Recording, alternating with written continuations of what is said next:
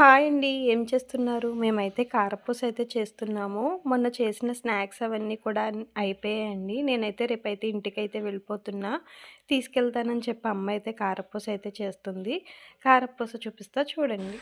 నేను చెప్తుంటే మా అమ్మ అయితే నవ్వుతుంది. అందుకే నవ్వైతే వచ్చింది. ఇప్పుడైతే ఆయిల్‌లో వేసామండి. అదంతా నూనంతా అణిగిపోయి ఆ బెలూన్స్ అంతా తగ్గిపోయాక దాన్ని తిప్పాలంట. మేమేమో తిప్పుతున్నాం. ఒక సైడ్ అయితే త్వరగా ఎర్రగా అయిపోతుంది. మధ్యలో అయితే పసుపు రంగులోనే ఉంటుంది. నాకు సరిగ్గా పెద్దగా వంటలవేమి రావండి. అమ్మ చేస్తుంటే అమ్మకి హెల్ప్ అయితే చేస్తున్నా. అమ్మేమో ఎక్కువసేపు నుంచోలేకపోతున్నా. కాలు నొప్పి అంటూనే ఉంది. పాపం మా కోసం చేస్తూనే ఉంది ఏదో ఒకటి. ఇంకా లాస్ట్‌కి అయితే వచ్చేసింది. ఇంక ఇది లాస్ట్‌ది. పట్టుకెళ్ళడానికి ఐటమ్స్ అన్నీ అయితే సర్దుకుంటున్నా.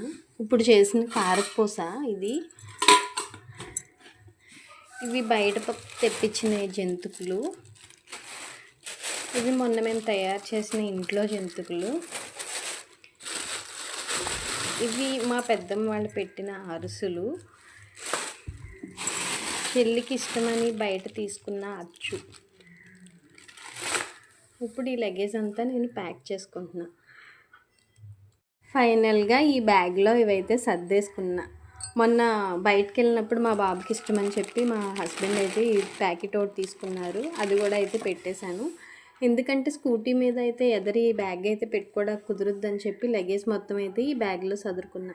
ఓకే, కొత్తగా నా ఛానల్ చూసేవాళ్ళు లైక్ చేసి సబ్స్క్రైబ్ చేసుకోండి. Thank you for watching my channel. Bye.